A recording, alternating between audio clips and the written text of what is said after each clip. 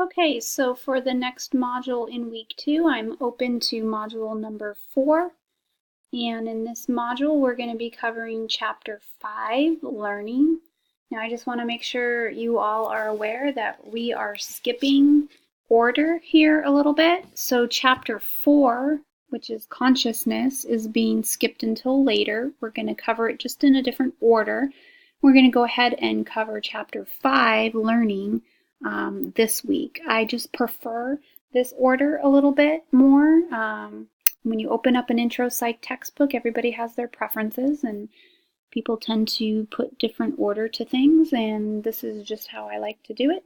So we are going to be doing chapter 5.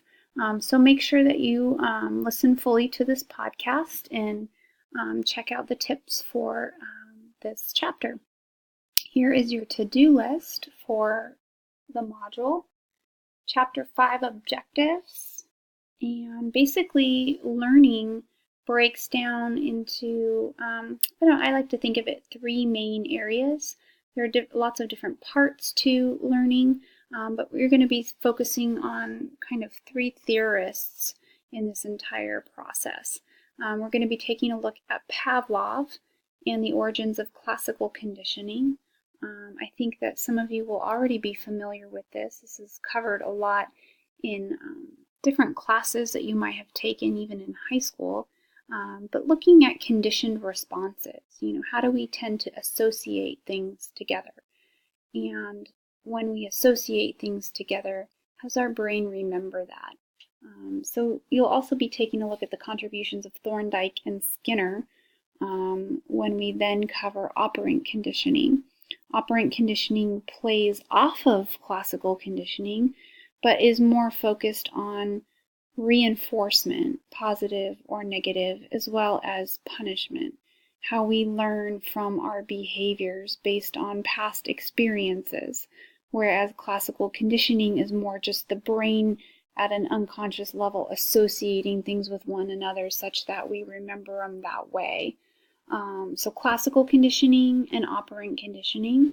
And then we'll be taking a look a little bit more deeply at operant conditioning and the different types of reinforcement that you can use. So it gets a little more crazy in terms of what acts as a reinforcer and what doesn't.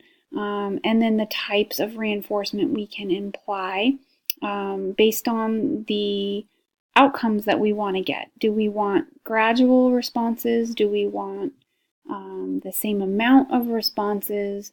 Do we want certain intervals in our responses? What would we want that to look like? Once you've worked through that, you'll take a look a little bit at punishment, pros and cons of punishment, how best to use it. And when we're talking about controlling behavior, how does that look? Is it effective or not? Kind of what's the current research mindset when it comes to that? Okay, then you'll take a look a little bit at learning as it applies to animal behavior and then human behavior. We learn a lot from animals. Skinner worked with pigeons, Pavlov worked with dogs, and their behavior can be likened to a lot of our own behaviors in that it can be very mechanistic and simplistic, at least from, a behaviorist perspective. So you'll be taking a look at some of the theory there a little bit, and then applying it to some more modern kinds of elements like latent learning and insight learning. We'll also be taking a look at the concept of learned helplessness as it relates to depression. And there's going to be some interesting things to apply there in terms of human behavior. And then we'll end sort of the chapter rounds out with observational learning, and that's largely the work of Albert Bandura. How do we learn from watching others, role modeling, and that kind of thing? So that pretty much covers the main areas of learning. I mean, those are the big theorists there. Here are your chapter 5 slides for the module. And the videos that you're going to be watching this week, there are 6 of them, and they're in episode 7 of learning. I did also attach a worksheet here. This isn't something that I'm collecting or grading you on. However, I do use it in classroom exercises when I teach this as an in-person class. I usually have students working on this worksheet together in groups, kind of hashing through the elements of classical conditioning and operant conditioning, getting used to the language and how that looks in terms of different scenarios. So the worksheet is set up in a way that it presents you with different scenarios of classical conditioning happening or operant conditioning happening, and you're to pick out kind of what's going on. Given a scenario, can you label whether punishment's occurring or reinforcement's occurring? And if it's reinforcement, is it positive or negative? If we're looking at classical conditioning, what's causing what? So we'll be looking a little bit at antecedents and behaviors and consequences. And you'll be looking at the different key players in those types of learning designs, if you will. The best way to use this worksheet, if you want, you can work together. You can actually use the student lounge to ask each other questions.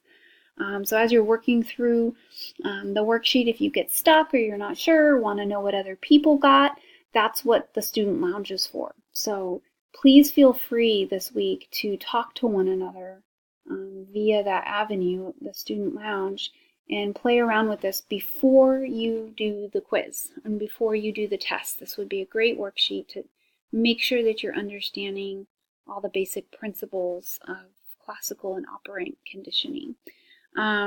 If you're really stumped and you cannot help one another, you can use the Ask Dr. Williams little chat board. I don't think anyone's used it yet. But it's there, and you can do that, and I can chime in and help you out with anything that you're stuck on. Okay, your Module 4 for this week is actually going to focus on the work of Bandura. The Hawk reading is number 12. It's called See Aggression, Do Aggression. And it also mimics one of the videos you'll be watching. So you'll actually see a video clip of the original Bandura study with the Bobo dolls. So that's the famous Bobo doll study.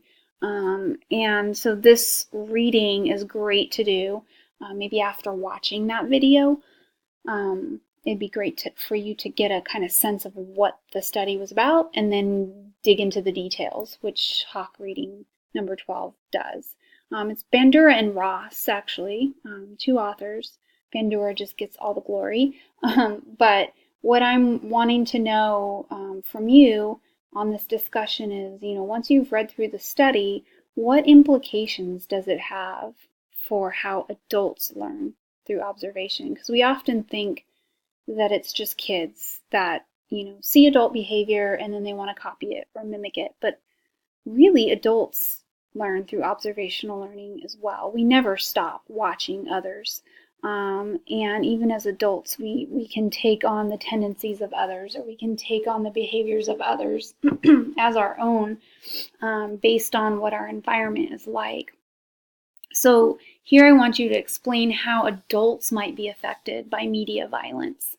If they're watching a lot of programming or playing video games or whatever, listening to music that is violent in nature, how might that affect an adult? Because we talk a lot about kids, but adults are affected as well in a lot of ways that we don't even realize. We think, oh, well, we can reason it out. We're adults. We know what's right. We know what's wrong. It's not going to affect us. Or does it? That's kind of what you're going to be talking about this week, and I want you to base your opinions on the research. So you want to be pulling from the readings.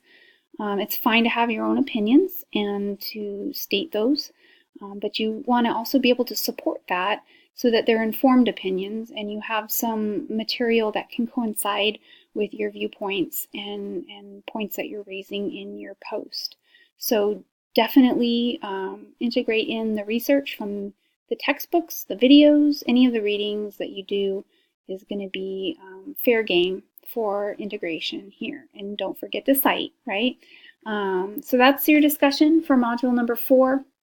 Don't forget you're responding to this original question, and then you're also responding to 3 other people's thoughts and their original posts to this question. All right, your quiz for chapter 5 is here, and then your exam, so for chapters 3 and 5. Exam 2 covers chapters 3 and 5. I need to change this. You actually have 30 minutes to complete the exam. Multiple choice questions again, no notes, and it is meant to be challenging. The one thing about online classes is that we really have no way of gauging, whether or not people use notes. We say not to, but we can't monitor that. So you usually have a little bit less time, which prevents you from using notes. So if you are relying on notes or you're trying to go into your book for looking up stuff, you're really going to struggle to finish the test on time. I think it's challenging to finish as it is. It's meant to be challenging. So you really want to have a good sense of the content and the material before you sit down to do these exams. So my best advice to you would be to be using your Saturday, Friday, maybe Saturday, reserved for mostly studying. You want to have the bulk of your work done.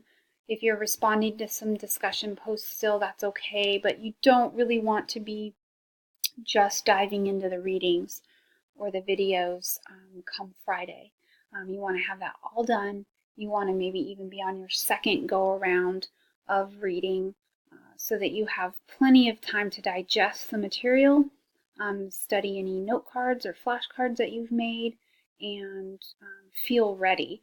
You also want to have time to maybe take some practice tests in MyPsychLab prior to taking even the quiz, maybe on Friday, but definitely before the exam.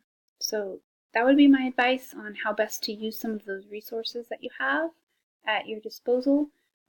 But again, if you have any questions and you get stuck with anything, please feel free to email me this week, and I will do my best to respond in an appropriate time and get back to you. Thanks, everyone. Have a good week.